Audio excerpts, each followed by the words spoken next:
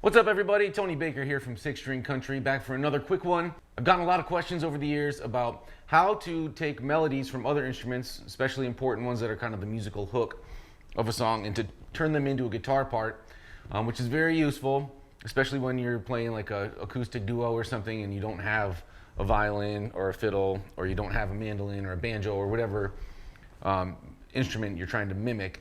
It's helpful to establish the song by playing the musical hook on the guitar. And there's different ways to go about doing that, and ways that we can make it as close as possible to the feel of the original instrument. I just did a lesson at Six String Country on More of You by Chris Stapleton. Wonderful, beautiful song, but it's really guitar and mandolin. It's got some bass in there too, but the mandolin is kind of driving the song along with the rhythm guitar part. So I just set about making a guitar version of that mandolin part, and I thought this would be a great opportunity to walk everybody through that process and how I go about doing that, because I've done that for a lot of the songs on the site where we'll play the musical hook on the guitar when it's actually done on another instrument. The first step is to just figure out the main notes, the simple melody, the main notes of the riff.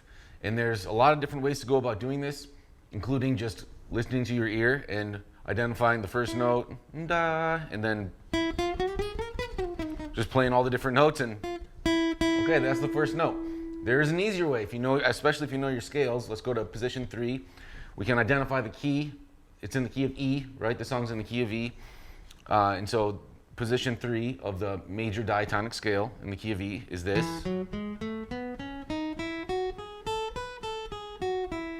Right, that's position 3 of the major diatonic scale in the key of E. So that's a good place to start. If we know it's in E and we know that scale, you can get the riff in your head, and da da da da da da, and then just figure out da da, and then keep going from there. Da da da da da da da da da da, and kind of singing it, getting it in your head to where you can sing the melody notes from the riff you're trying to mimic will help you with that, because then as you're buzzing through the scale in whatever key that you're in, this works really well, especially for like more popular music like country and pop and rock. So that's the first step. We're just going to find the notes, the basic notes, and then we're going to move on from there.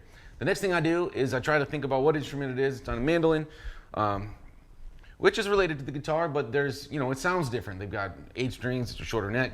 There's a lot of octave stuff going on in there. So it has a very distinct sound. And so what about the riff makes it sound mandolin-y, and what can I do on the guitar to get as close as possible to that feel? And when I did listen to this riff, there's 2 things that kind of stuck out at me. I'm going to take my capo off here just for purposes of this video, so we can kind of go through the whole process. But the first one was, first of all, on this note, when the band's playing the B chord, you can hear the mandolin drop this. This is the 3rd of the chord. It's a B chord, right? And this is a D sharp. That's the major 3rd. Drop that to the 2nd degree of the B chord. And so it rubs with the other notes. All right, so to me, that was something I wanted to try and get in this riff on the guitar. And then you hear the mandolin go. All right, and that's another distinctive thing that really kind of helps make it sound like a mandolin. And we got something very similar on the guitar, playing a D shape. So that immediately made me think, for both of those, let's try it with the capo on the 2nd fret. Because then, for the first one, we'll get an open string, which is nice. And then for the second one,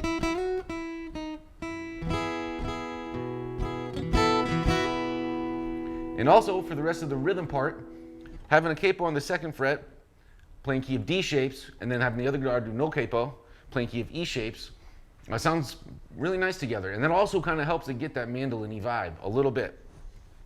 But for the sake of this video, and in real life I did this too, I want to try that riff in as many places as possible. We already tried it without the capo, and I didn't like that as much.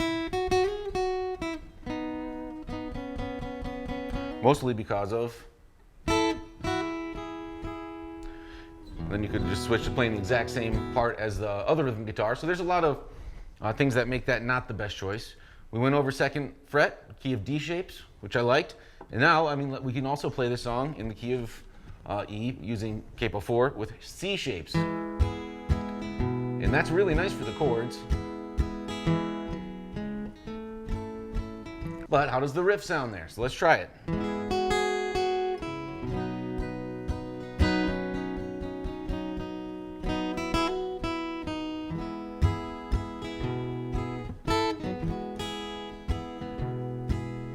All right, so that works, and I actually kind of like that. And maybe in the comments tell me if you like one of these better than the one I picked, but this is a little awkward.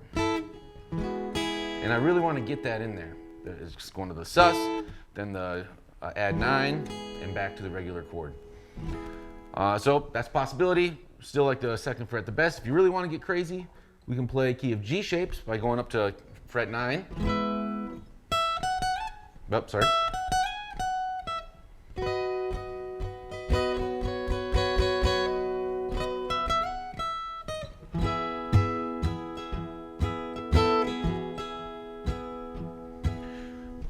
And this part's really nice, because that sounds very close to a mandolin, right?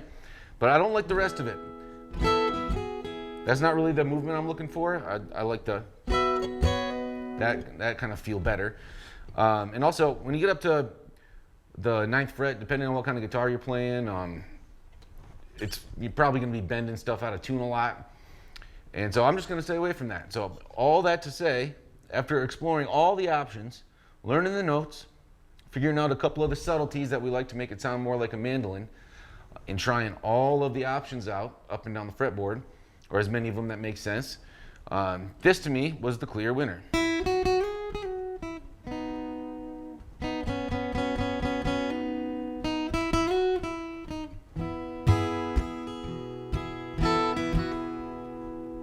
That's just one example, and that's just the way I do it. Do you have a better way? Do you have a way that you like to kind of figure these things out, transfer things over to the guitar? Let me know in the comments. I want to hear from you guys.